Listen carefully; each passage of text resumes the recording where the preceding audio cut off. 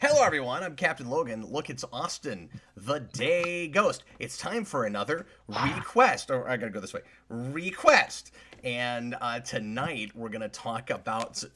That doesn't say request. You gotta get one of these. Although maybe Yeah. it's dorky if we both wear a request shirt at the same time. Wouldn't it sort of look like we both work for the Dairy Queen? Like, Well, I was gonna get a request shirt, so I don't know. Eventually, we'll get there. but we might want to coordinate it so that if you're wearing one, I'm the one wearing Doctor Strange, right? Oh, okay, yeah. And it always has to be request in Doctor Strange. Tonight's request It's a comes from subliminal thing. Jojira, who is our resident tokusatsu anime Japanese guy. Well, I say anime. He's probably into some anime, but Japanese guy. And we have some other patrons that have requested this kind of thing before. But so far, I think that's all Jojira's asked for. The last time we did a request from him, it was Common Writer, and it was the first a few issues of that series, or I guess like a whole trade, and of the actual manga comic series, and then we watched a little bit of the show so that we had a sense of what that show was like, which for some reasons I'm kind of wishing I hadn't done before watching this, but this time he asked for some select episodes of the original Ultraman from 1966, which is of course not the first tokusatsu, but is a series, the kids show, but is really influential for a lot of these. There's a lot of tropes that you don't get in Sentai, Power Rangers, even probably later Kamen Rider and stuff. Without this show, it's a real kind of groundbreaking thing that was not as much fun to watch for me personally as I was kind of hoping it would be. It's one of those things that's really important for this whole genre, and that it had its moments and some things I really appreciated. But I don't know about you, Austin. I had a really hard time having. I just want to get this out of the way right away. And there's fun things, and we'll talk about it. But overall, I just had a hard time having very much historical perspective going back and looking at this. Like, I'm used to a particular kind of caliber with tokusatsu, and like I'm used, it's cheap and it's guys in suits and stuff. But like, I'm not used to actually seeing wires. This was a little bit like going back to Lost in Space or something, where you kind of hope it holds up, and maybe it doesn't as much as it ought to. So or as much as you'd hope it would. So I want to right away say, I know most of the folks that are watching this are probably big fans of this material in general, of Ultraman and of this series in particular, and I know people take it kind of seriously. And just right away, my experience with it was I was having a hard time appreciating it for anything beyond just its historical significance. But how did you feel about it? And we'll get into the individual episodes we watched, by the way. We watched the first, the last, and a couple of episodes in between. How did I feel about it? Straight line. I don't know. I was very Straight line. straight line. That was my pulse, kind of. I think watching it, it was like, okay, oh, monster fights. Ooh, ooh, That's fun. straight Oh, line. the people at the SSSP are talking. Not to be confused with the Secret Superhero Screen Society. We should put a P at the end of that. Secret Superhero Screen Police? Oh God. Oh, maybe not police. Parade? What are they policing? I don't know. That just sounds like a weird cult. But yeah, I don't know. It reminded me a lot of watching the later Showa era Godzilla movies where they run out of money and it's just kind of like they stop having the buildings and stuff and it's just them fighting in like rocky terrain. And there is some building stuff in this, of course, but it just reminded me of that. And then Well, the best production value stuff in this is in, of course, the big fights with Ultraman and whatever the monster is. And they built some cool looking cities, and there are some nice miniatures in this. And I don't mean to just go to criticism right away, but I didn't want to spend a lot of time building up to, yeah, this wasn't my thing. You know what I mean? Like, I kind of wanted to get that out of the way right away, just so that folks had a sense of where I was with this. I feel somewhat intimidated by this material, I have to say right away, because I know that this is a big franchise, and I watched a few episodes and I read up a little bit, but I don't feel remotely prepared to talk about this. And of course, the point of this show is for us to sample things and give us and give you guys our first impressions of them. And so obviously, you know, I don't expect myself, and I hope you guys don't either, to be an expert in whatever it is we're talking about when I walk in and go, I watched a few episodes. Here's what I thought of it. But while I was watching it, Austin, I had a hard time picking up on certain plot points and lore things and stuff. Like this more than Kamen Rider and more than even some Sentai's and Godzilla movies and stuff.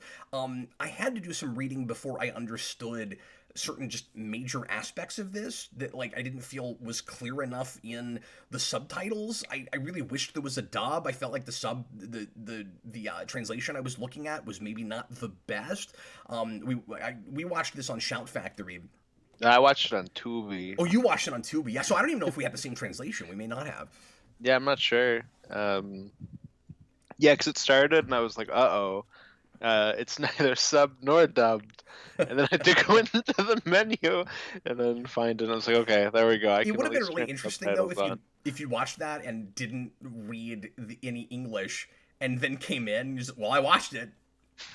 Well, Austin, what do you think was happening in these shows? I don't know. People were talking, and then giant man hit another guy in an ego boom. Devil Corridor, you didn't watch this in English. I didn't seek out a dub real hard because, in my experience with these things, there usually aren't dubs. So maybe there is with this, and I just didn't find it. I knew this was on Shout Factory, so that's where I watched it. And then I went back in my messages with Jojira, who requested this in Discord, and I think he actually gave me another link that I didn't remember from a while back, because we always have a backlog. It's been a few months. And maybe that was a dub, I'm not sure, but I just assumed. And the thing is, by and large, and I've said this before with Japanese stuff, I actually like to watch subtitled instead of dubbed when I can, just because I feel like I'm getting the actual performances of the actors, of the original actors, and more of what was intended. But the problem is, it's a double-edged sword, because A, the translation might not be accurate enough, and B, if you're reading words too much when you should be looking at action, you might miss things that are happening. So unless you've got time to watch everything twice, you know, you're not necessarily getting the full raw experience anywhere. Mm-hmm. Yeah, and I mostly watch foreign things subtitled over dubbed. I don't have like an issue against dubbing, but I'm so used to just watching old Godzilla movies where the dubs kind of destroy it. Yeah, you get Raids Again where it's Gigantus instead I really of warmed Godzilla. up to dubs with anime in particular because, you know, anime is, especially with more recent things, because anime is so popular here now that we tend to try harder than we may have at one time, and you'll get really good performances on both sides, and we have really good. I didn't mean it. Like I just did Star Wars the other. I know, it's because you just did Star Wars, so it's in my head. Look, there's good voiceover on both sides. That makes more sense than heroes on both sides. Anyway, Austin, I want to go through each episode and briefly talk about what we saw and try to interpret the best we can. We do have Jujira in the comments, and I'm sure he'll help us a little bit with plot and things, and he put in a $10 super chat, and thanks a lot for that. Appreciate you, buddy. Part of that, I guess he meant with what I said at the beginning, historical perspective and not the best production value. Part of that is my fault because I picked episodes significant to Shin Ultraman and not the really big episodes. We both looked at the trailer for that movie. The director of Shin Godzilla also doing Shin Kamen Rider, which we talked about when we reviewed that. And I don't know when that's coming out or if that's happened already. If it has, I want to see it. Yeah, I'm not sure. And Shin Ultraman. And both of those things are really interesting because they look like the very first shows in like really authentic, you know, costume design and stuff. They're making it look exactly like these, except just they look really accurate to that material, but they're really updated, and the production values are a lot more up to snuff now and shot more, somewhat more like maybe you do it now. So it was really kind of fun. I'm guessing it's got CGI monsters too. I mean, I think you can tell by the trailer that that's what they're doing. But Is that's it like all CG, or is some of I, it suits? Because I'm not entirely sure. I know with Shin Godzilla, I think he fought for it to be all CGI. well, the CG in that looked okay Yeah, there's most parts of the where it's time. wonky, but wonky in like an endearing way. I find like when he's kind of crawling up, it looks really uncanny, but in a way that I think is kind of creepy. But in the trailer for this one, for Shin Ultraman, there was a monster, and I forget which one. I think it was in the second episode we watched that Yeah, it shows was. up, and he looked really cool. That upgrade, because that was one of the rougher costumes we saw, and just seeing a more upgraded version that actually looked kind of metallic and where you couldn't see underneath the mask and stuff. It was kind of neat to see that. So I don't know about you, I want to watch that movie, having seen these episodes. Yeah, I said this to Cap before we started. One of the things that's interesting to me is, like Cap said, those two are very much just kind of taking those old shows and giving them more of a budget, while Godzilla is a complete reinvention. Yeah, So but I do like that movie enough that I'd be interested to check out, these other ones to see if they're of the same quality. I think with Godzilla you have to just reimagine it, because why would you remake the 54? hmm No, and that's absolutely true. Well, and it's like the part where they remake it is that they kind of just update it from like the nuclear strike with 54 to that tsunami that Japan had a few years before Shin Godzilla. So it Yeah. updates it in that way, but Godzilla himself is a complete reinvention. Yep. But I think that's exactly the way you stand. In the same way that I think if you do a straight up reboot of Mighty Morphin Power Rangers, it should look like that show, just updated, made more sophisticated. And I don't know if these will be more sophisticated, and if how much more like for adults and stuff they'll be. But anyway, I don't want to spend the whole time just talking about the Shin movies. But I think that that alien. I keep saying monsters. I guess in this there's. Are they both? I guess some episodes have aliens and some have kaijus, but we just saw the ones with aliens. hmm Yeah, I think so. It is. I was sorry to tell. Just off 4 episodes for stuff like that. But yeah. I read somewhere that it's supposed to be aliens and kaiju, but I don't think we saw any kaiju. But I think the one in the trailer is maybe Alien Zareb, the one with the triangle head. Oh yeah, yeah. Is that what it was? With his little like mouth thing, the star.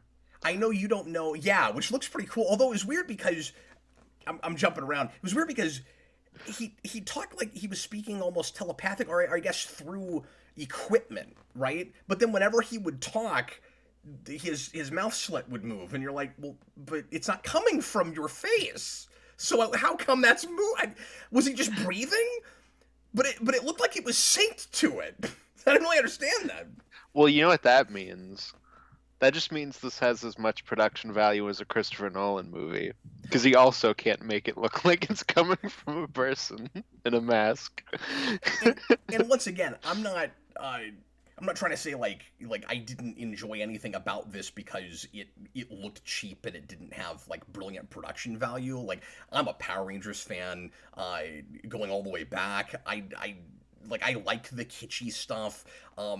There's a charm to some of that stuff, but the problem is my baseline is above this, and that's not fair. You know what I mean? Because like, I don't know how to not compare this to things like Kamen Rider, and I think most of the things that I've seen come later than this. And it's also important to mention that you said earlier that the fights in this look like later low budget Godzilla movies. They're And even like a step down from that, but like more in that vein. they're using props and suits from those movies. hmm A Yeah. lot of it, like part of the reason the show was made is because they just had that stuff lying around, and so they could repurpose things, and it made it cheaper, and so they're doing that with models and stuff too. hmm Well, and that stuff doesn't bother me. Like I'm all for that like cheap like monster fighting and stuff like that. It's kind of everything else that just I find uninteresting, and I That's the kind of thing is, me zone too. But out. I want to latch onto something. You know what I mean? Mhm. Like, I guess I just wasn't immediately jazzed by the premise or found it like crazy or goofy enough to get really invested in it. And then when I read about it, I start to understand why this had a fan base because it sounds more interesting than it watched to me. Like I always go into these as blind as I can, and it made me kind of wish I had read what the premise was before I saw the show. Because I didn't even understand from the some of it was just like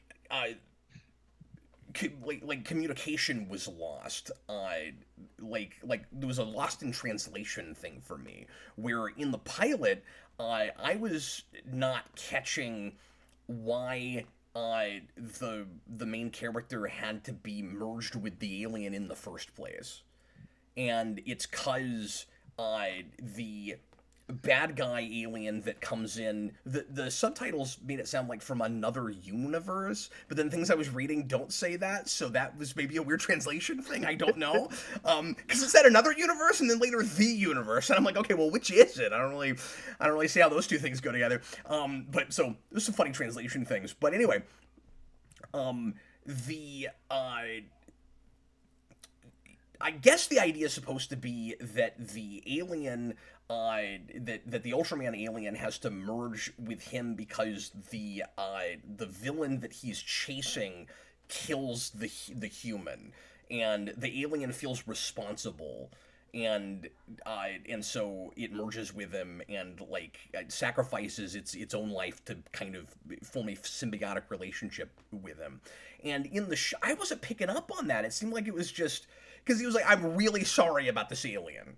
We need to merge now." And like, I didn't understand that. I thought he was just apologizing for the fact that he chased the villain to Earth.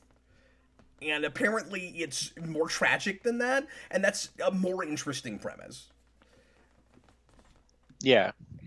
Um, I don't know. It was all of that stuff. I was like, I remind. I remember it reminded me of being a kid, where it was like, I guess the villain is oh what, Bimler, and then the main character is Higata. I'm just making sure I've got all the names straight. yeah, Sorry, good. no, it's I don't know. It reminded me of being a kid when I'd be like, oh, I'm gonna watch the '60s Spider-Man show. It's gonna be awesome. And then I'd turn it on and it would be the origin episode, which is good, but like I didn't appreciate the origin story of Spider-Man yet. I just wanted to see Spider-Man punch things. So it was like, oh, I don't watch this. Can I get to Spider-Man now? Yeah, but this is one of those origins where knowing uh, the lore, the mythology of the aliens is kind of important, and I didn't for the 4 episodes I watched. So like I was real clueless, and like I didn't understand the 3 minute time limit thing, which doesn't in the ones we watched doesn't really come to play until the last episode when the announcer suddenly comes out to explain it, and I'm like, it's the last episode of your show. Surely this has come up before. Yeah. But I guess it being, an episodic thing in 1966, they're probably thinking even the last episode could be some kid's first episode. So, like, we've got to explain what the blinking light means. Um, Farewell Ultraman is some kid's first Ultraman. but, but apparently, the idea is these aliens can only survive on Earth for like 3 minutes because something their energy is blocked by the atmosphere or something. And again, I didn't get that from watching it. I just read up on it a little bit, and so that's the reason. See, this is one of the things I thought was kind of lame about it. Just watching the episodes more blind. I'm like, okay, it's got this kind of Incredible Hulk TV show thing where the superhero doesn't show, or Captain planet where the hero shows up for like the last couple of minutes as sort of the Deus Ex Machina, and that's what you come to watch. But then the rest of it is just people walking around talking and trying to solve crimes. And it's kind of dull. It's a little boring. But two things made me appreciate that more. A, okay, the alien is only like that's probably there as an excuse so that they don't have to do so much of that stuff, again, as a cost-cutting measure. But then making it like a ticking time bomb makes it more exciting for kids. So like it's the way to do it if you have to do it that way. But I didn't understand that. And then the other thing is, originally, apparently, the idea for the show was that it wasn't even going to have a superhero, and it was just going to be these scientists stopping alien invasions, and that sounds really boring. So, like, it's great they added the superhero at the end. Yeah. No, the difference between this and Hulk is that I've seen one episode of Hulk, and it was the most awesome thing I've ever seen. That's true. And Hulk fought a giant wheel. That. Remember the wheel that Hulk fought? It was wonderful. No, and like with that, there was like a character and like a story I was really latched into, and it actually got me with a twist. While here, I was just kind of like, okay, like I don't really care about any of this scientist stuff, and it's a lot of just kind of dull. I know, like a lot of Godzilla movies have that too, where the human stuff's kind of dull and you sit through it. But it's not normally this dull. I don't know. Like it just didn't really catch me. And it, like you had much more of a like, oh, like I didn't catch things. I got to look it up to see what it is and kind of figure it out. Well, I had more of a I didn't catch things. And I don't really care. Well, not to put too fine a point on it, I mean, we've got to come in and talk about it, so I felt the need to read up on it. And if I had just watched a couple of episodes of this on my own, they probably would have just washed over me, and I wouldn't have really remembered them, and I would have moved on. I don't know that I would have looked into it. But then after I did, I was like, okay, I can kind of see why people got enamored with this, because I want to see what's done with this with more modern stuff. Because like Ultraman keeps going, Netflix has a show. Like I'm curious about later stuff now with like bigger production values and maybe more interesting characters, better performances and stuff. Like this is a starting place for a thing like this. And look, if somebody showed me Power Rangers right now at 38 years old, I don't think I would appreciate it. You know what I mean? So yeah, I don't have an issue understanding why people would like this. I mean, I can still watch 60s Spider-Man. Like right now, I could just marathon like 15 episodes of it because it's awesome. But that's something I grew up with. Like if I were to watch it now, maybe I'd still like it because it's very much my sensibilities. But also, how much is that because like I watched it as a kid, though? You know what I mean? Like it's hard to say. And again, I just had a hard time not comparing it to other things, which is not fair. But in just as much as I'm able to, taking on its own terms, the intro for this show is great. And I like the theme song a lot. Everything about this is very 60s, and like I said, a lot of my takeaway from this was historical and educational.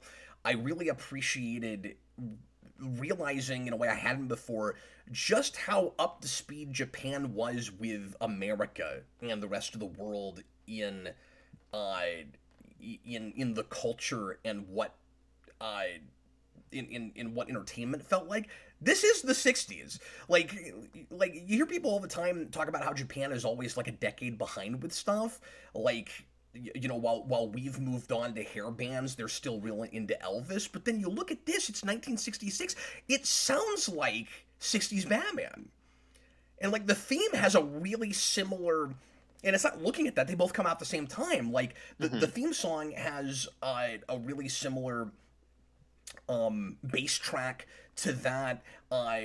Everything about the score and the way the thing is shot is real mid-60s TV, and that surprised me. And that was one of the things I really latched onto. But I guess I was hoping to see something a little bit more stylistic, where the money, there's minimalism, the money is used in a little bit more of a smart way in hiding things with shadow work, and like there's some atmospheric stuff in a couple of episodes that we watched, particularly that second one with the fog and stuff. I thought that all looked cool. Oh yeah. Um, no, that I think the second episode overall, there's some stuff in the last episode, but there's some stuff in the second one that I think has probably the most production value out of the ones that we saw. Yeah. The big thing with four is probably just that big weird red globe thing that he like And when he goes says four, into. he means the fourth one we watched. He's talking Yeah, about episode 39, the the finale of the final show. episode. Yeah, Yeah. like there was a part in the second episode where he transforms inside of a building and he like grows out of it. And after the first episode, it was like, oh, okay, like they're doing a little bit more than I expected them to. Um, Yeah. and After that's that, well, probably the and most pilots are exciting stuff pilots, they right? do. No, of course, yeah. But of the ones we watched, that's probably the one that does the most. Like it kind of shows its budget a little bit more, like works more, gets more out of it, I should Although say. some of the space stuff and the spaceship stuff in that last episode is pretty ambitious. Especially with the real trippy kind of surreal weirdness with our hero having to be like disjointed from Ultraman toward the end, and the thing with like the red ship and the spinning and all of that. Some of that looked really neat and inventive, and there were some cool effects with the monsters with shields and stuff. It made you wish that we would do more effects in teleporting and stuff because it does that Star Trek original series thing, and of course also 1966. I'm comparing this to TOS in my head a lot, just as much as I am Batman. Well, It and does there's some Godzilla stuff, even before this, I think that's very Star Trek-y. Like, I'm trying to remember, we watched Invasion of the Astro Monster, which I think is before 66, by but I like a could be year or two. I wrong about, thought by like a ring. Yeah, I but can't that's very remember, Star but Trek-y too. yeah. Well, and it felt either influenced or going to the same places Forbidden Planet did, and then Forbidden Planet leads you to TOS. Yeah, of So you course. connect the dots. But yes, you're right, absolutely. And too, with the budget thing, I just wanted to mention in the chat, Donald Cordner made a good point, which is that a lot of these people that watched it as kids also watched it with low resolution. So it like, as a kid, Yeah. it's way cooler when you can't see some of that stuff. It's part of that, HD has kind of brought out some more flaws to film stuff that wasn't really there at the time. Well, they might be. I don't want to say cutting more corners, but Mhm. they might be leaning real heavily on. Look at us, we're in color, because Yeah. again, 1966, Batman makes a big deal out of being in color. It was kind of a big deal that Star Trek did that. This show went back and forth. They almost didn't do it in color. Uh, they like it didn't have to be in color, and but because they did that, they're able to have more fun with their mythology and stuff, and the colors mean something. So, like the red in the suit is supposed to symbolize, I forget if it's something to do with Mars or something, but then the aliens aren't from Mars, so I don't know where I read that.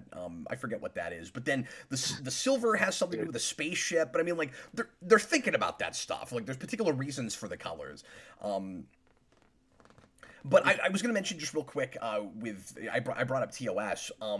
They do the thing that original series always does when unless we're using the transporter, when an alien decides to disappear, they just blink out. There's not like an effect, and it's always jarring. And Yeah. at least in TOS, there's a sound effect that accompanies it, which is always goofy because it's like bang. But in this show, there's nothing. Somebody will just disappear, and because there's not transitions or accompanying sound effects and stuff. Sometimes I'm not even sure what happens and why. But then you'll see, like, I think it's maybe the third episode, I forget, where there's an alien that has like a shield effect or something that's a bunch of like circles all over him, and that looked cool. And then I'm like, well, okay, there's some effort there. Why don't you do something, like, do a shimmery glow or something when people disappear? hmm Okay, so first of all, now all I can imagine is Star Trek, but when aliens teleport, it's Beavis going boing. And then also, uh, to add on to your point, one of my favorite just moments of something goofy was, I forget which episode it was, but it was a guy and he like holds his hand out like this, and then there's like a gun pops into his hand, Yeah, and then he moves it to shoot somebody. that kind of thing happens in Star Trek episodes. Yeah, like And that that's wasn't a kid awesome. show. And that was one of the most Yeah. expensive shows on TV. So I don't want to be unfair to this. No, that stuff's cool. Like I like that. But sometimes it made it difficult for me to understand what was happening. Is all I'm complaining about. Like, in the episode where the communications officer, because she's a woman, so she has to be a communications officer, and also she gets everyone coffee. She's a woman, yeah. Because she's a woman. The communications officer, there's an alien that is pretending to be benevolent and makes a. Or am I conflating episodes right now? No, I think I am conflating episodes. I think it's is it the alien that tries to get the kid to give him Earth that makes her giant? Yes. They're running together in my head right now. But I think that's what it is. Anyway, Yes. it's not important. It was the whole episode before I understood if it was her or not. Oh, If okay. it was actually her. And then it is. Because then in the last episode, or no, maybe it's which episode is it? See, again, I'm conflating things. It's not the last episode. Maybe it's the same one where the alien is pretending to be Ultraman. It's not until they fight each That's other. the second episode. Yeah, it's not. Oh, okay. It's not until they fight each other where I have. So episode 19. It's not until they fight each other at the end where I realized what that was. Like it was, and I'm sure if you. Maybe if you're a kid and you understand the Japanese, or if I watched it a second time and I was able to pay more attention to the subtitles. But just on a first watch, some of that stuff, I really could not tell what was happening. Well, and kids don't question things, so it's just like, Yeah. oh yeah, here we go. It's Ultraman. How do you watch a kid show as an adult? Is sometimes the question. You know what I mean? Because obviously, again, going back to Power Rangers, like the fun is criticizing all the things that don't make any sense. Like that's why I like watching that. That's one of the big things that's fun about it. It isn't like, oh, it's frustrating. These things should make more sense. It's like, no, that's what's fun about it. I mean, later seasons when it gets more sophisticated, when you criticize them more, it's actually more of a negative experience.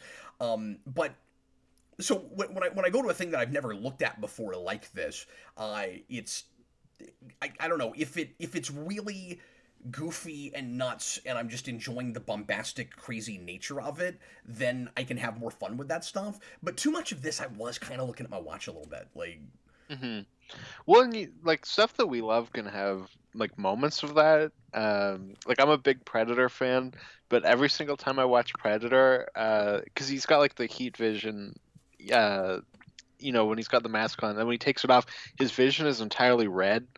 And every time I watch it, I'm like, why? If my vision was entirely Virtual Boy and that's how I saw the world, I would kill myself. Like, that is an awful existence.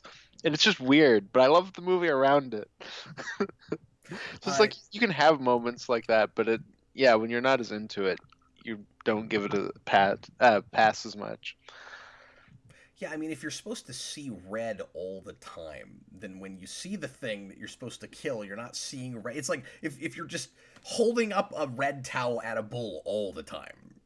Jajira put in a $5 super chat earlier that we haven't gotten to yet. Ultraman is feeling guilty for accidentally killing Hyena. Okay, I didn't get that. From the subtitles, it seemed like it had something to do with the alien, with Bemler, which, by the way, I read was originally supposed to be Ultraman's name, and they ended up, they went around for a long time before they finally came up with Ultraman. For a minute, he was called Redman. Oh, I think you said Dembler for some reason. I don't know why. The villain from the beginning, Bemler. Okay, okay. That's what it is. I'm like, did you say Redman? And I just had a stroke and heard you say someone completely different. Yeah. Okay. No, I got you. Anyway, the villain at the beginning that the Ultraman alien is chasing is named Bemler or Bemular. It's which is what it sounds like and reads in the show, but the name is Bemler, I think. And then that was almost the name of of the alien, of the good guy alien, of Ultraman, and then eventually they just land on Ultraman, and this is That's for the best. Yeah. yeah, well, and if you don't know that these people have already made a show with Ultra in the title, because this is a follow-up show, not in the same continuity, I don't think, or maybe it is, I can't tell. To Ultra Q, I saw people in the yeah, comments talking about somebody that. will tell me about that, and I don't know anything about that show, but if you, so I think it's like a Sentai thing, kind of, where they go on and they do another Ultra thing, but it's not really related to the first thing, but they've already got kids thinking the word ultra in a thing. And so when you get to the end and they just kind of they have the kind of lame coming up with the name of the hero thing that superhero movies are still doing now for some reason, where he's like, what do I call him? I don't know, Ultraman. At least it wasn't like, oh, what do we call him? I don't know, Bemular. But anyway, when you, what I was gonna say is when you get to that, I'm like, why Ultra? What's what's the significance of that word? I don't know that they would have written it like that if they hadn't already made a show called Ultra something. Mm-hmm. Yeah, that makes sense. Like they're kind of loosely connected. I did think it was weird that the other alien of Ultraman species in the last episode calls him Ultraman. Yeah, in the last episode. Yeah. But I got more so the sense that he's Ultraman when they come. Oh, well, and you just said, like you said, the humans call him that. Yeah, but the human came up with it.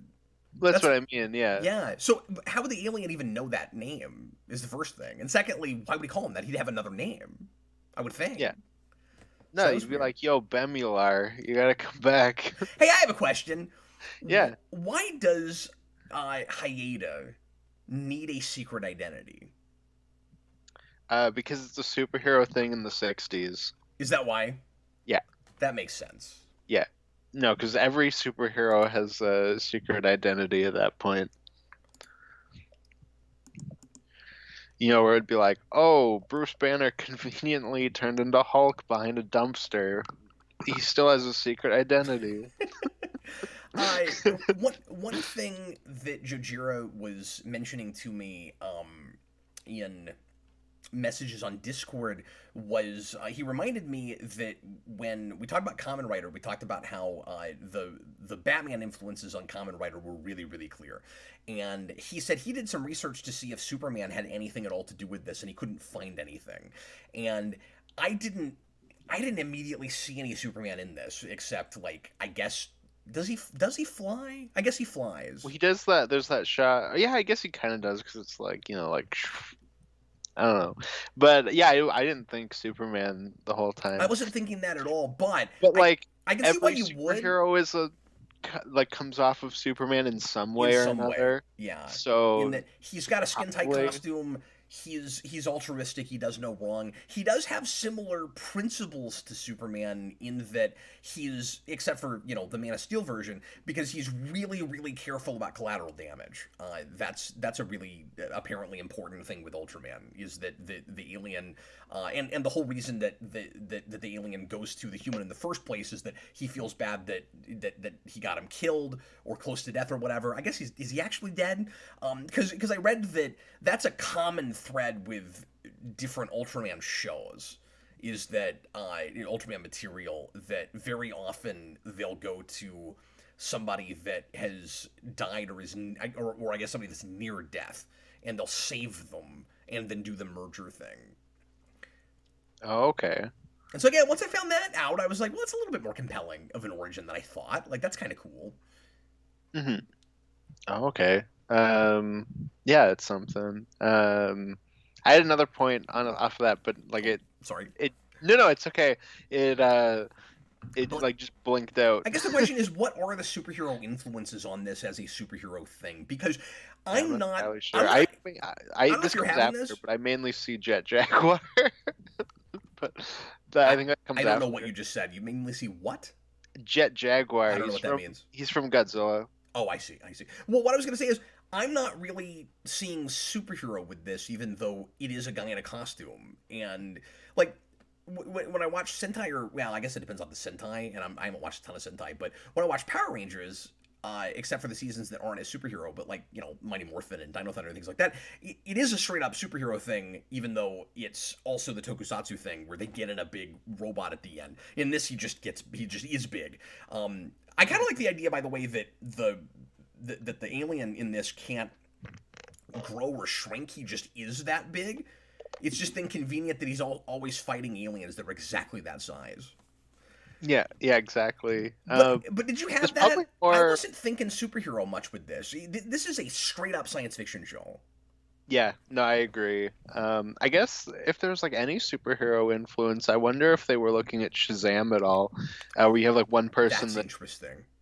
Turns into like another. Which makes me kind of surprised, and like maybe they're not looking at the Shazam thing, but there is a kid in this. Mm-hmm.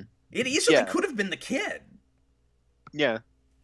It could, because it could have really been any of them, because it's like you turn into it anyways. Well, and here's what's interesting about it. One of the things that I found kind of disappointing when I read up on this was some of their initial ideas sounded more interesting to me than what they actually fell back on. One idea they originally had, and it sounds like they almost landed on this, was that it would be an ensemble cast that could all turn into Ultraman. Oh, okay. That'd be an interesting idea. Like, you could kind of get bounced around between them. Yeah, and like, there's 5 of them, so even though they don't all morph at the same time, or all turn into the superhero at the same time, from the first second of this pilot, immediately I'm like, what is it with tokusatsu and things like this with the number 5? Like, it's always 5 kids or 5 people that turn into a thing. And then of course in this it's only the one, but I thought it was interesting that it was a cast of 5 initially. Mm-hmm. I was surprised by the sheer influence of this on things that aren't Japanese. Like, you don't get, I mentioned this earlier, you don't get Captain Planet without this. Because I don't know if you know anything about Captain Planet, but... I don't. I know very little. I just know there's one episode where a kid gets AIDS. That's the only thing I know about Captain Planet. It's a very special episode of Captain Planet, yeah. Well, Captain Planet is sort of like this idea and the ensemble, let's let them all become the hero idea combined. Mm-hmm. Where you have the 5 kids that all have rings with elements that they then put together to create the hero that shows up at the end, with a voice that sounds suspiciously like the fire guy, but is not the fire guy. And they so it's Earth, Wind, Water, Fire, Heart, Go Planet, and then and then it's the last 2-3 minutes of every show. It's very rare that Captain Planet is around and doing anything in the middle of an episode, just like this. But they don't. None of them become him. They create him with the powers that that is given to them. Yeah, because the one kid always says like, "Let our powers combine." Yes. Right, and then Captain Planet comes down, and then he beats up Meg Ryan. Which is and Let Our Powers Combine is LeVar Burton doing a hilarious African accent. Oh, I didn't even realize that was him. There's a lot of Star Trek in that show. Yeah.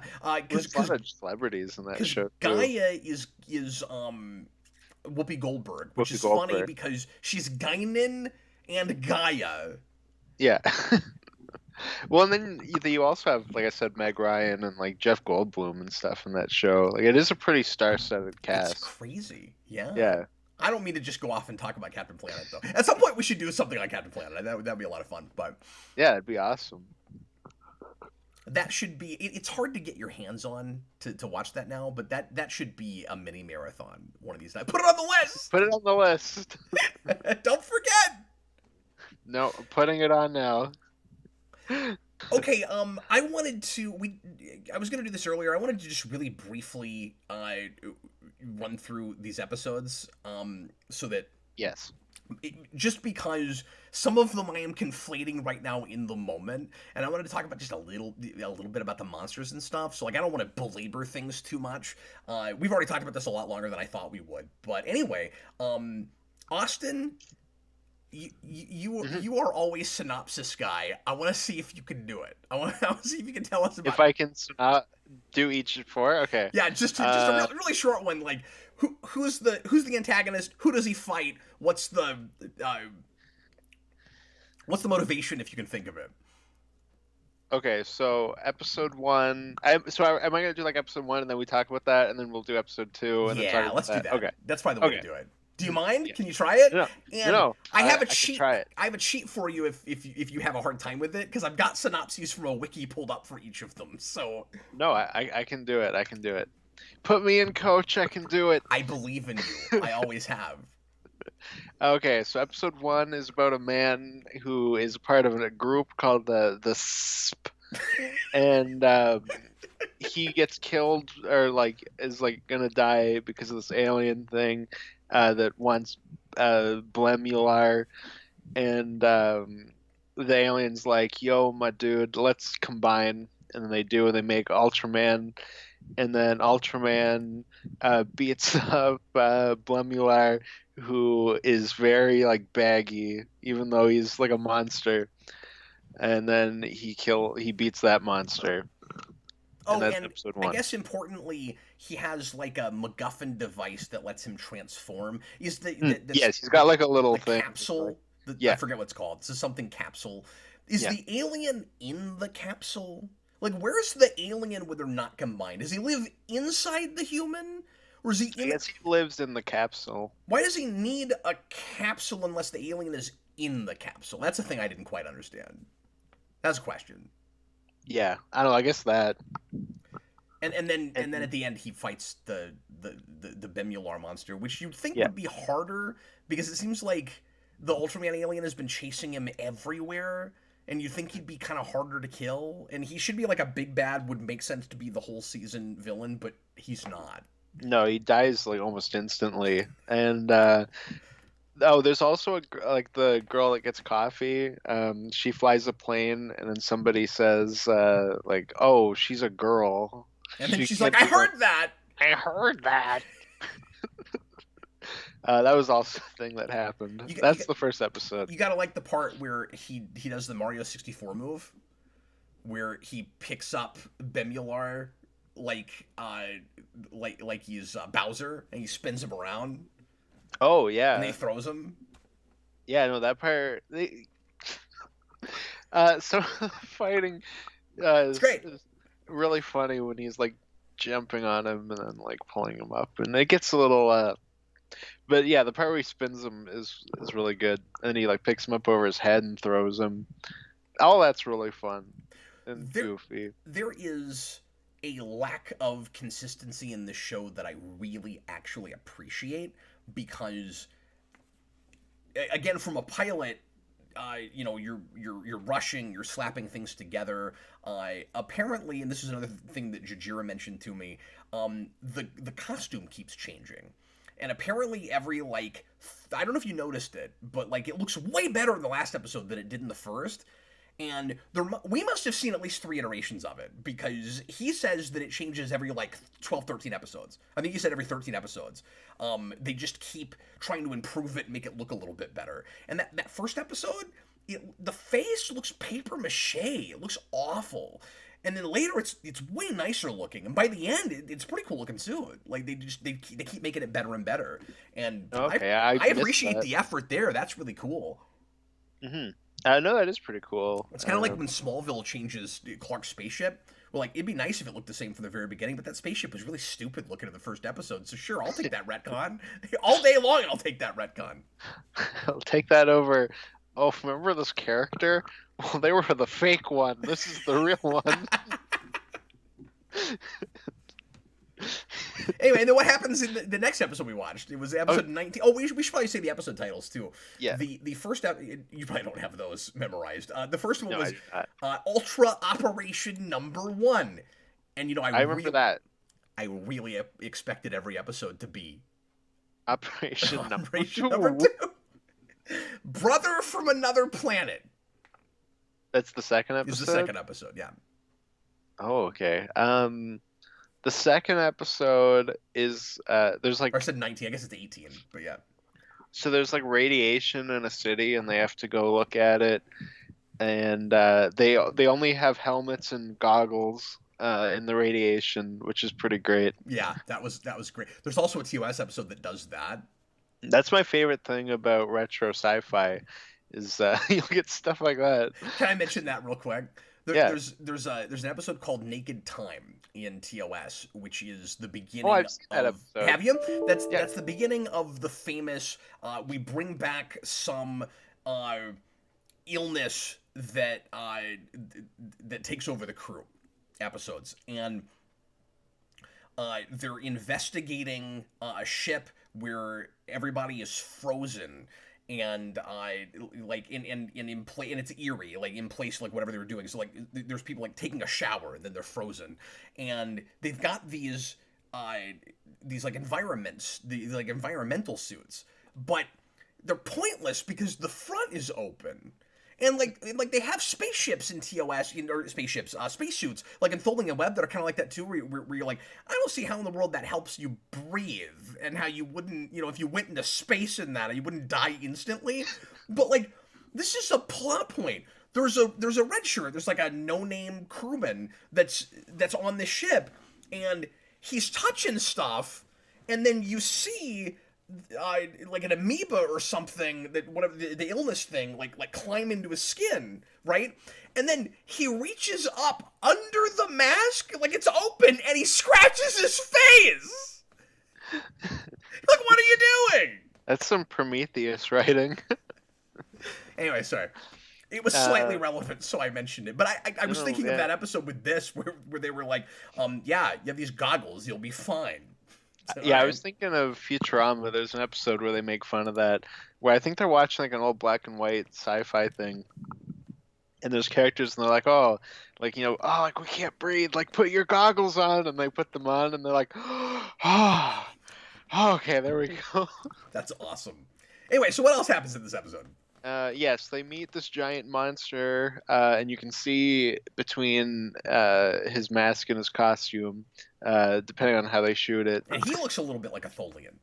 Yeah, and he's like, I'm gonna be evil Ultraman and frame Ultraman.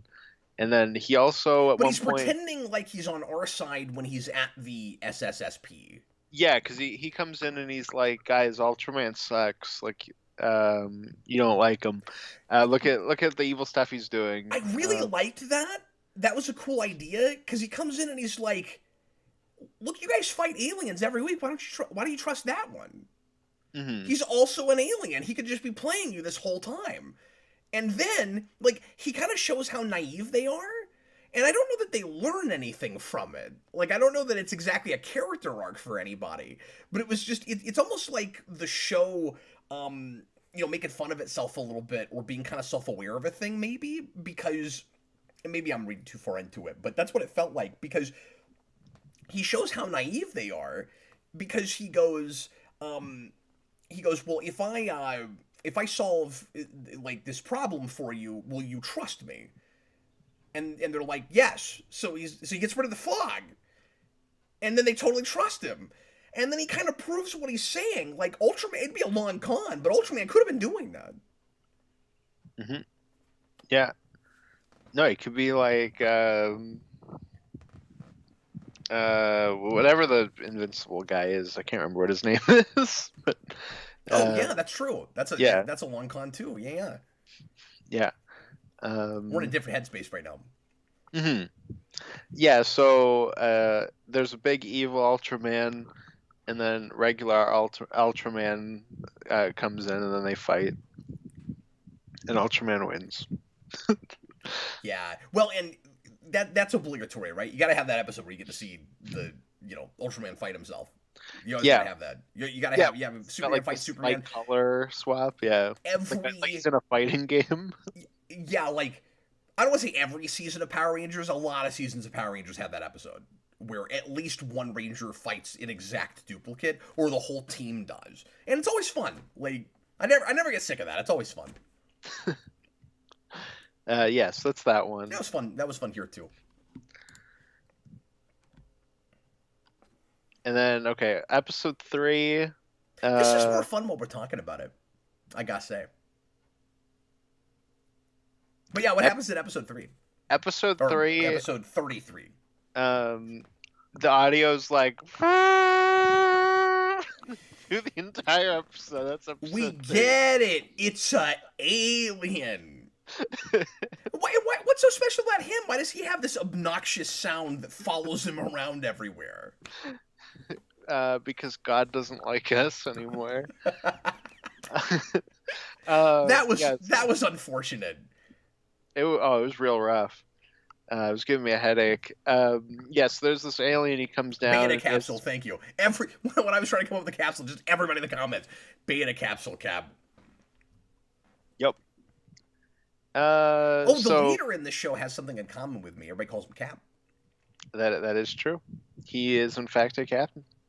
We'll get through this episode, and then I'll answer the super chat that just came up from Edward. Thanks, man. Cool. Yes, this alien, he's like, oh, I'm very polite, and I will only take the Earth if this little boy lets me.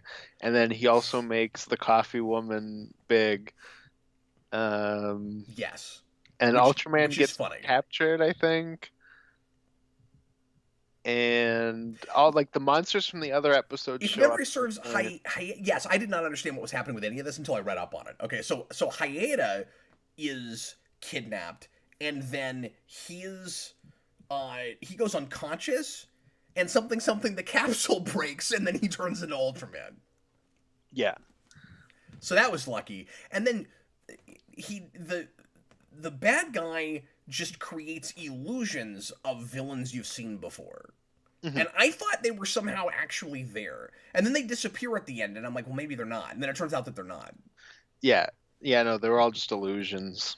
And I thought Jajira might have picked that episode partly because it connects to the one we watched right before it, because we got to see whatever his name was, the Tholian-looking guy again. Oh, what was it? I want to say the most memorable of the names, but now I can't remember it. Yeah, we said it earlier. I said it earlier, and I can't remember it now. Like Sartos or something. I don't know. Anyway, I'm looking at the wrong one. It's Zareb. Zareb, yeah, there we go. Yes, that happened. Okay, I had questions about this one. So and especially because there are ideas, and again, I don't mean to read too much into this. It's a silly kid show. I get it, but I have to say, I mean, all of these Japanese tokusatsu things have more ideas and are more thoughtful and are trying to teach kids something, like a little profound. Much more so than the first few seasons of Power Rangers, and I really respect that. Like, there's no talking down to kids in these things, and I really appreciate that. But anyway, we're trying to be, it seems, really optimistic about the nature of humanity and human condition in this particular episode, because there's this alien that just because he's polite. Although he goes back on a lot of things, right? He's like, I don't like violence, and then he gets in a big fight with Ultraman at the end. He's like, wow, it did not take much for you to lose your pacifist. And also, he's like, I abhor violence. I won't fight, but I'm totally fine having all these other things do violence for me.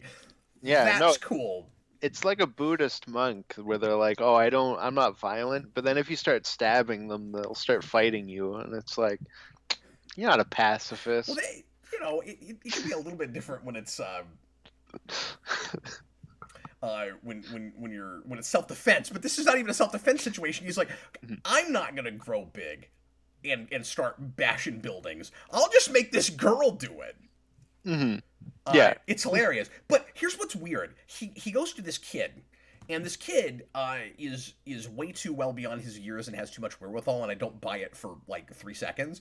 Where he's like, just say that you'll give me the Earth. By the way, the name of this episode was The Forbidden Words. And the forbidden words are something along the lines of, let me have your planet. And that's what he keeps trying to get the kid to say. Why don't you just say it? Like, I'm doing horrible things to you. I'm kidnapping your friends. You're going to die, he says. Like, it's pretty rough for a kid show in 1966. Again, I appreciate they're willing to go there when Power Rangers would not have done that. Anyway, and the Sentai that the first season of Power Rangers is based on will kill a ranger, but we can't do that kind of thing until much, much later. And even then, we can't keep people dead. But we have adult shows that can't do that. So anyway, we suck at a lot of things. Yeah, we should just all stop, like, just collectively. I'm just kidding. But did you think this is kind of funny? Where it's like the kid is like never skips a beat, is not remotely tempted when the alien is like, "Give me your planet, you're going to die." Mm-hmm. And then the idea is supposed to be that no human being on Earth would give up the planet to this alien because the lesson is supposed to be the Earth belongs to all of us. And I'm like, that's pretty darn sappy. Like, I guess this is just a world where one of us who mess with all of us style sap. No, because I believe that if you give anybody the blow up the planet button, anybody would just see what happens. Okay, so you don't even buy the two boat scenario from Dark Knight, like. No, I just do it for fun. But especially, I know you're joking, but especially with a little kid, like, shouldn't he be terrified? Yeah. At the very least. And shouldn't he be a little bit tempted by immortality? Because it isn't just you're going to die, it's if you give me what I want, you can live forever. Remember that? Mm-hmm. No, he can be a little Peter Pan. Yeah. And so if this is just a world where we're saying it's a fantasy, it's more altruistic, we're saying this is what the world we wished we lived in, and if children can imagine this, maybe they can create it. That's fine in a thing like this. You get to the last episode, and there's talk about how the humans need to make more progress, and we might ruin our planet. And I'm like, okay, but you just said that we'd never give it up to an alien. Mm-hmm. So I don't know. Like That's because it's our job to ruin it, not that alien. Oh, I see. Okay. No, that episode should have ended with like the kid trying to give the planet to the alien, and then Ultraman punches the kid. That'd have been way better. Oh, it should have ended with a big fight with the kid. Yeah, and except he's like this big to Ultraman, and he's just crashes him. The kid tries to give up the Earth. He's like, but Ultraman, I get to live forever. You make a Fountain of Youth story, and Ultraman's like, that's not good for the rest of us. And he's like, I don't want to fight you, but I will. And then the alien is like, I'm a pacifist. I'll make the kid huge. No, it'd be like the kid's like, Ultraman, I get to live forever.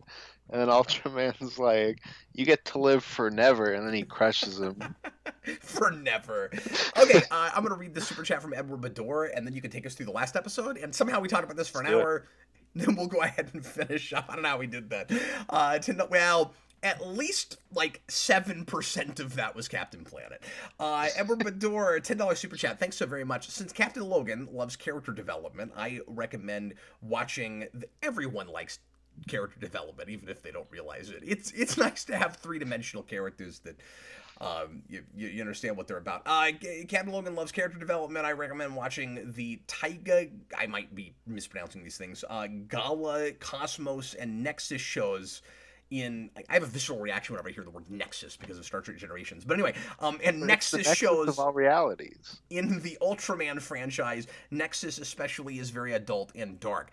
Yeah, I mean, if there's Ultraman that gets closer to some Kamen Rider stuff and things like that, I might be curious enough to check out some of that. I mean, I guess I haven't enough to watch very much Kamen Rider, but I keep meaning to, so... If it's more like this other thing I also don't watch, maybe I'd watch it. Enough. Well, you gotta remember, I mean, I'm the fakest like Japanese culture fan there is, because I'm one of those guys that watches a lot of Power Rangers but doesn't bother with the Sentais, and then when I do happen to sit down and finally watch one, I go, this is so much better than Power Rangers. Never bother with it again. Yeah, I don't know. What can you do? Japan's stupid. Maybe if they had... So guys enjoyed Austin's final episode of Yeah. the request. Anyway, Austin, would you? Yeah. So you know what? I'm gonna do this to you, right? So do you just not tend to like Japanese stuff in general? Like, No, I like Japanese stuff. I'm just Okay. joking around, but well, I'm just asking like a- because you haven't latched on to any of the few animes we've had to I do. I like yeah, it's just 'cause I'm not like an anime guy, but I liked the Kamen Rider thing that we did. That's true. Yeah, No, and I that like manga was really fun. yeah. Yeah, I read it in like 5 seconds, but it was pretty Well, that's good. one of the things, and I don't mean, I'm not trying to be flippant when I say this. Like, it's good because we didn't have to do that much homework, but like, it was fun how fast paced that was. Like, I enjoyed. Like, I read it twice because I had time. Like, it was really fun to do that. No, and that was not something where I was like latched into a story, but I was latched into like cool artwork. Yeah, the art and the atmosphere, and yeah, Yeah. it did suck you in. Yeah, no, that felt more like something where like a creator went, okay, here's all these things that I like, and then he kind of put them together, and it was like here's like a kind of amalgam of all the things that I like, and it was like, oh, like that's kind of cool. Oh, Jajir and HB Hager are mentioning the because we didn't say the name of that monster from that third episode that we watched. His name is Mephiles, and he's supposed to be like a take on Mephistopheles because he's the devil that's trying to tempt you to yeah. Anyway, what is Say tell the us about 7 words you can't say on TV. I like that episode title. Anyway, tell us about the last episode, if you don't mind, which is Farewell Ultraman. You probably remember that one. Yeah. Remember that one. I remember that because I was like, yeah, farewell, Ultraman. I'm sorry, Jajir. I really apologize. Sorry, go ahead. So farewell, Ultraman. A bunch, like an army, like a fleet of fidget spinners come down and they attack some planes, and then an alien shows up that I think is with the fidget spinners, and then he attacks, and then Ultraman fights him. I like their formation. That was cool. Yeah, some of that stuff was fun. I always like the little like strings on ships when they fly by. Like I think that's I don't know. It's cool. Charming. Like It's quaint and charming. Yeah, it's like, oh, this is nice. I like this. Do you like that you can see the flat backdrop for space? Yes. That never changes, by the way. I wish Ultraman fell into it and then it like the background fell down. And this is how he went into another universe. He came into our universe. This is all cardboard in between. This is like Lego movie logic. It's like the ending of the 90s Spider-Man show where Spider-Man comes to our world with to meet Stan Lee, but instead of like going through a portal, he just falls through the background. Yeah, so Ultraman hits his like timer, which just, I don't know, you mentioned the timer thing earlier, and I had a thought. I wonder if they were looking at Marvel's Thor at all with that, because there's the whole thing where if he puts his hammer down, he's got like however many like seconds before he turns back into Donald Blake, and like that's the whole thing where like he'll like throw his hammer and then it'll get stuck on something, and he's like, oh no, I'm turning back into Donald Blake now. How long had that been in publication by 66? Probably like 2-3 years, so it's like very. So like, so it's possible. It's possible, but like I don't know. But also, we how much access do they have to that in Japan right then? That's a question. Yeah. But we were talking about the superhero thing earlier and like what it was inspired by, and that made me think of that. I mean, it's not impossible. Yeah, I could see that. Anyways, it's called the color something. I forget. Anyway, you are correct. Yeah, so I'm trying to get all this terminology down. Color timer. I guess I should have known that because it's a, what do you call it? A timer. It's his egg timer. It's like I've got 3 minutes to breathe. Dang, fries are done. I wish it was like a hourglass just on his chest and the sand was constantly going down. That would have been cool. Let me read this real quick. Donald Cordner, and that's a name I don't recognize. Welcome. I think some folks come out of the woodworks when we talk about stuff we never talk about on the channel. I think the significance of the last episode was that Ultraman was not needed to defeat the monster. The humans finally are able to defend themselves. Yes, that is supposed to be the idea, but I gotta tell you, when you get to the end, and Ultraman is gone, and Hyena doesn't have him anymore, and they're like, well, I guess the SSSP is just going to have to defend the Earth itself. I'm like, you guys are screwed. You guys are done. Because something shows up every week, and you need a giant guy to fight it every time, and I don't know, like, this time you managed it, I guess, but I don't know what's changed enough that you're never gonna need him again. Like, Shin Godzilla's coming tomorrow. You're done. you're done! Although I don't think a giant guy, even with Ultraman's powers, would necessarily be able to beat that Godzilla, because that's a powerful Godzilla. No, that's a messed up Godzilla. Especially if you like Remember look the insane into the beams that just go everywhere? Yeah. Well, I don't know if you ever like looked into. I've only seen that once, so I have an image of like just bombardment. Yeah. Well, that's like a big thing is because he's got like the atomic breath, but in that movie they put it so it comes out his spikes, it comes out his tail. Yeah, that's what it was. Yeah, he's got like a clear screen move. Yeah, exactly. That's exactly what it is. He's got that move from Guardians 2 where like all the lasers shoot out of the ship where they take out the fleet. I need to watch that again. That's a cool movie. Yeah, that's one of my favorites. You mean Shin Godzilla? Yeah, Guardians 2. Look, I put it on the list for the next rewind, and I know it's winning right now. It is not. Is it really? Yeah, I looked right before we started. How did you cheat and have that many votes? Because the movie's perfect. Of course it would win. It was in the vote with Venom, Dark Phoenix, and I don't even remember the fourth one. Right off, I don't remember either. But sorry. Moving right along. We have a rewind selection board on Patreon at the $10 tier, and that's what we're talking about. Quick plug for that. Go right ahead. What was I saying? What were we talking about? I don't clear remember. screen move. Oh, clear screen move. Yeah, Godzilla does that. Yeah, I don't know if you looked into that movie, but he like created all these different because he like upgrades throughout the movie, and he came up with like upgrades past where the movie goes, and there's like a point where he basically becomes like a god that like can. I think go into like other universes or something, and he can also like shoot off other Godzillas from his tail. It's real crazy. That movie's nuts. let me read the couple more super chats that just came in, and then I guess we can finish with the synopsis for that last episode.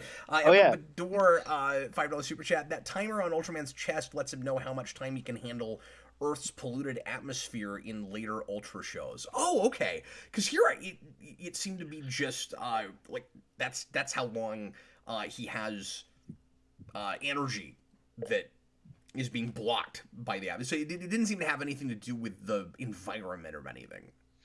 Mm-hmm. So Ultra is just to this what Quantum is to Ant-Man, right? Like we just put it in front of things. Yeah, it seems like there's probably an Ultra realm, right? Yeah. He also put in another $5 super chat and said, that monster in Farewell Ultraman is so iconic, it's reused in multiple final episodes. He probably means multiple final episodes of later Ultra shows. Oh, okay. That's kind of a cool idea. Where, like, there's this monster that's always the bad guy at the end. That's cool. Yeah. So in a way, kind of like... Unicron and some of the Transformers stuff where like they had the whole thing where like Unicron is always Unicron and he just goes from like different universes but it's always the same one. Like there's no multiverse Unicrons. It's just the same one. Because he like transcends continuities. Yeah, so it's like he can like go through. I forget which show brings that in. It's probably the Unicron trilogy of Armada, Cybertron, and it starts with an E, but I can't remember. Anyways, Thomas had a cool question, and I'll ask it at the end. But I want to finish real quickly the synopsis for the end of the series. Go ahead. Yeah. So I forget where I was, but Ultraman. He hits his egg timer and he dies, and then he goes into a big red end of Evangelion orb, and then another alien comes down and he says, Ultraman, you have to come back now. And he says, no. And by name, he does call him Ultraman, Yeah. like we said earlier. Yeah, and he's like, no, because there's another person in me. And then the other alien goes, oh, well, I can actually save both of you anyways. Okay, bye.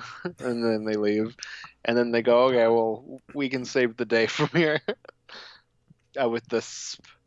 Oh, also, there's like a professor who chokes out the coffee lady, and I thought for sure she died and was a little bummed that they went back on that. I was surprised that Ultraman himself, like the alien, isn't like actually tragically sacrificed at the end. That somehow he survives. But again, I guess. See, I want to say it's a kid show and they don't want to end it on a downer, but at the same time, it being Japan, it seems like they'll do things like that sometimes. Like, Well, it already kind of ends on a downer where it's like, oh, well, Ultraman's just gone. yeah, you guys fend for yourselves. Bye. Good luck. Go play outside, kids. Your hero's dead. Yeah, I think they needed to take it a little farther for me to buy that the humans would be okay without him. You know what I mean? Like, leave them some kind of technology they didn't have before, like, or just leave them like Mecha Godzilla. make it clearer, like, what they've learned from him. Because it seemed really generically just, oh, we've got this now. Like, why? I don't know. I'm not really buying. I didn't watch the whole show, but I'm not really buying that. Well, Ultraman was just the friends we made along the way, who were already our friends at the start before, so really it didn't make any sense. Thomas Lowe wants to know what the most dumbfounded moment was of all the episodes we watched. I guess it depends like on what you mean by dumbfounded. Like, really, like, what am I watching right now? Or yeah, I or can't like just believe jarring they did choice. that. Like, jarring choice, it would be that noise that played through the entire third episode. But in terms of just something weird, Yeah. I don't know. I don't have anything offhand. Do you have anything? And I'll think about it if you have anything. The editing, just because I didn't know what was happening, the editing in the finale when he seems to be unmerging, when it gets all surreal and trippy. Oh yeah, like, it would probably what be am I that for me looking too, at? where he like goes into that red orb. Yeah, that bit. In terms of just like, oh my god, I can't believe they were able to do this. It's probably that moment in the second episode we watched where he, like Ultraman like holds up the kid who's on a rope. I was kind of surprised they were able to do that at the time on a TV budget. Me too. Well, that's why seeing wires is weird. Oh no, but I like that. I like seeing all that's... the wires on the fidget spinners. It makes me happy. Ember Bador put another $5 super chat. Really appreciate you, buddy. Thanks for all the support. It's okay, Cap. Next year, they get Ultra 7 to protect the Earth. Protecting our planet is a rotating shift to them. Yeah, and I wasn't thinking like about it in terms of the other shows. Because I read about that like the very next year they did another show. So, yeah, I guess the idea at the end of this show is supposed to be we'll be okay, and then, psych, we gotta make more shows. Psych, another 7 of us. That's more than a standard Power Rangers team by 2. You guys are really screwed. And it's more than a Power Rangers team with an extra Ranger by 1. It's still a big team. See, we have like Ultramen, like they come to Earth like constantly and they like rotate. I want to see now Predator versus Ultraman, where Predator comes in to hunt Ultraman. I'd love to see Predator hunt something huge. Yeah, it'd be awesome. It's a cool idea. Jajira, I want Predator on top of Ultraman just stabbing him. Yeah, but we're spending too much of this video just talking about things that we like better. Jajira, I say better. Like them fighting, it's okay. This and Captain Planet, I put on about the same. I want to see Captain Planet fight Ultraman.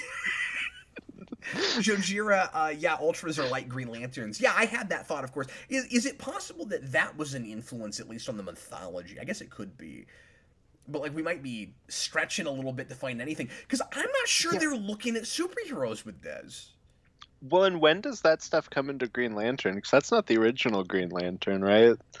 Is that true? No, well, no. I guess that, yeah, of course that's true. But we're into Silver Age comics at this point. No, I know, but when does Hal Jordan get introduced? Because I'm wondering, like, it's probably around the 60s, I'll no? look that up, but I guess I'm not sure. Yeah. Because it's definitely before this. I'm just wondering, like, in relation how 59. 59. Okay, so yeah. But yeah, I don't want to reach too far for influences because, like I said, I don't.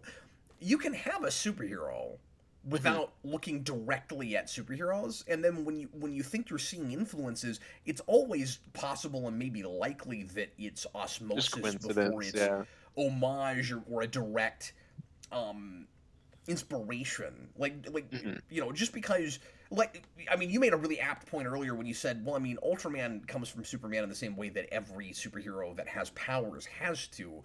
Like, the concept of superhero starts at a certain place. It doesn't have to be a direct inspiration. I don't think Ultraman's a superhero show.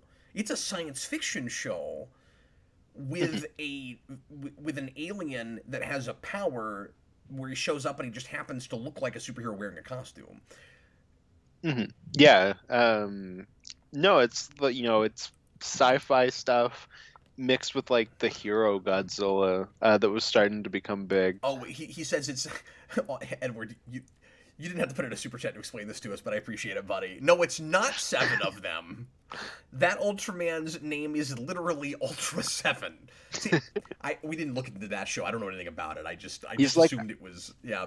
At least he's in Alpha Five's cousin, Ultra Seven. At least in Gaia, we get 2 Ultramen fighting each other over whether or not humanity deserves to be saved. Oh, that's cool. That's a good idea. Yeah, it's some Optimus Prime and Megatron stuff. I like that.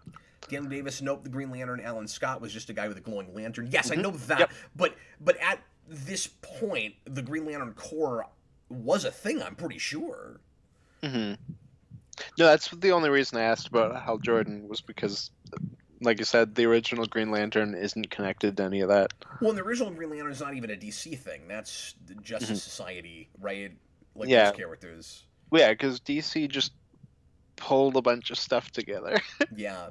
Is that Charlton? I'm not entirely sure. I'm rusty Possibly. on this. I forget who came from where, but yeah. That's one of the things I don't like about DC owning Shazam is that they like sued to take down Captain Marvel back in the day, and now they just own him.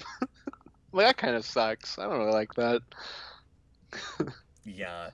Which then makes me not feel as bad about the fact that the character can't be called that, but then it sucks the character can't be called that. Hmm. Nope, Edward that's also true. says that they literally have a theme park in Japan called Ultraman Land.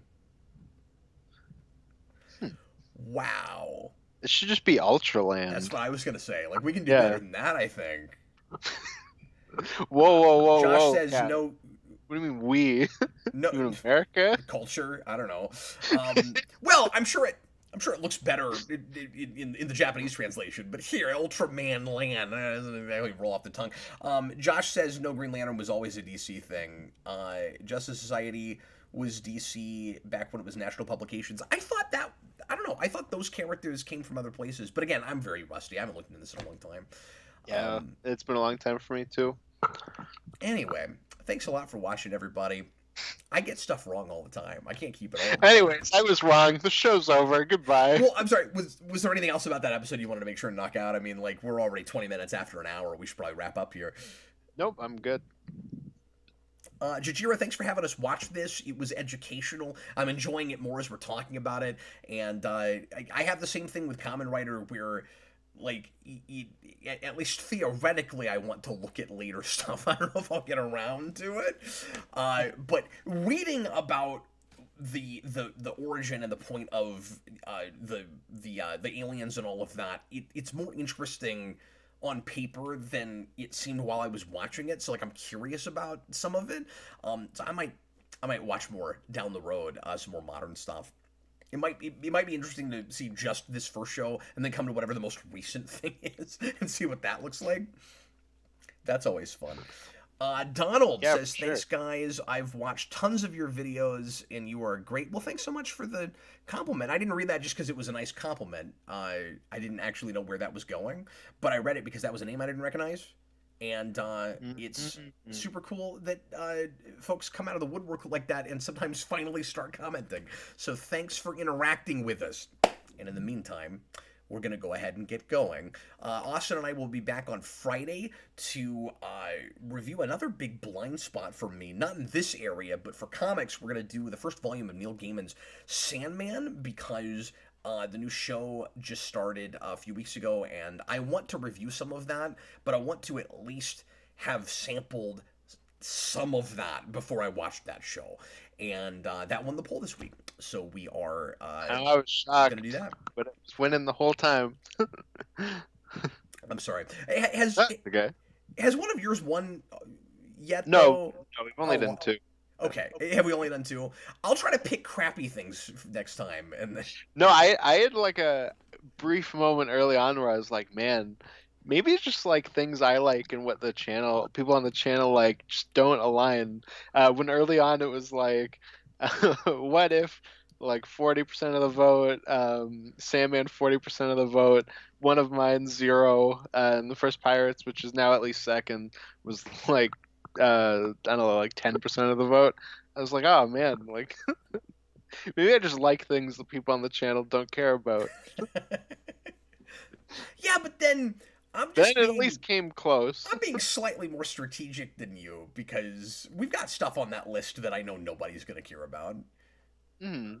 Well, I thought Pirates would win for sure. I was like, that's like a 100% gonna steal it. It would have a month Shock. ago, but the Sandman thing is topical. That's the only reason.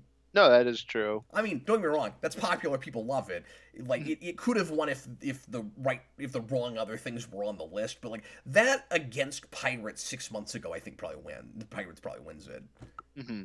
No, and I was just shocked that like early on, like it was losing out to What If, and I was like, oh wow, like Was it? that. I didn't see that. I only ever saw it winning. So Hmm. Yeah, no. Early on, like I said, it was like both of your things had like 40% of the vote, and then one of mine had like five, and I was like, man, like okay. well, don't I take it saw personally. it. We don't tell anybody which was voted or put in the poll by which of us. But then one of them for you was Man Thing, so everybody knew that was you. You know what though? I said that would get zero votes. It didn't. It got three. One of them And was not you. no Oh, three not counting outside you. of me. Yeah. Josh put in another $5 super And chat. he When you voted guys review R.L. Stein's Man Thing, that will be a magical conversation. Keep putting it into the poll, and if it doesn't win like a couple more times in a row, we'll just do it. Yeah, no, of course. Well, I'm planning in At some October point. to only pick like October-y things for those votes. So Well, I'm I sure could that'll try to get do that too for at least a couple weeks, at least like the last 2 weeks of the month, if not the whole month. yeah, it's whatever. That was what I was planning to do. You don't have to pick your choices off me. Well, and we'll go ahead and finish up. We're just having a meeting Inside, now in front of you yeah, guys. Yeah, just inside a baseball. There channel you go. business meeting. But we're talking about maybe on an annual basis doing a mini marathon for Goosebumps. And Goosebumps is on there too. Because I was thinking of and doing more Treehouse, right? Yeah, we could always do more Treehouse. That would be cool. I was also gonna put because I put Goosebumps / Fear Street on there, and I was also thinking about putting that on the list, in a vote. You know what we could do? We should put this on a list.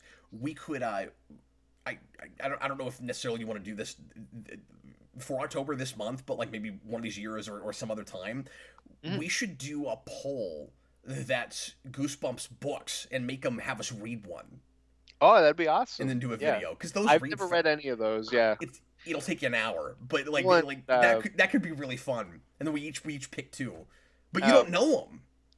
No, exactly. And one of my friends that I do videos with, his girlfriend collects them. Like she's got a ton of them, so I wouldn't have an issue getting my hands on Oh, them. cool! And I probably own half. Hmm. No, I don't know because I don't know how I have a good and I know collection. there's I don't a have them lot, all. but she's got a ton of them, and like a few Fear Street, but mostly Goosebumps. We should do. Wouldn't it be nuts if we just did an R.L. Stein month? That should be January. That's a terrible idea. What if we did that? What if we did like our All-Star Man thing, and then we did a mini marathon of Goosebumps, and we read a Goosebumps book, and then we come up with a fourth thing? Yeah, no. January is like the dumping month. That should be January. We could do the we could do one of the Choose Your Own Adventure Goosebumps books Oh, that'd be fun. and Yeah. read it on camera. That'd be fun. Hmm. No one's gonna that watch would be that really video. good. No one will care. No, we can do his man thing, Goosebumps, Fear Street, and then reading a Goosebumps book. Yeah. Okay, we're gonna get going. Thanks a lot for being here, everybody. We sure appreciate it. This was a ton of fun. We really enjoyed it. I'm Captain Logan. Thank you guys for watching and all your support. And this was Austin, the Day Ghost. Ooh, I'll see you guys in Arlstein month. Real quick, tomorrow night, Captain Logan Show, 7 o'clock. If you want to hang out with us again. See you later, folks. I copied your thing.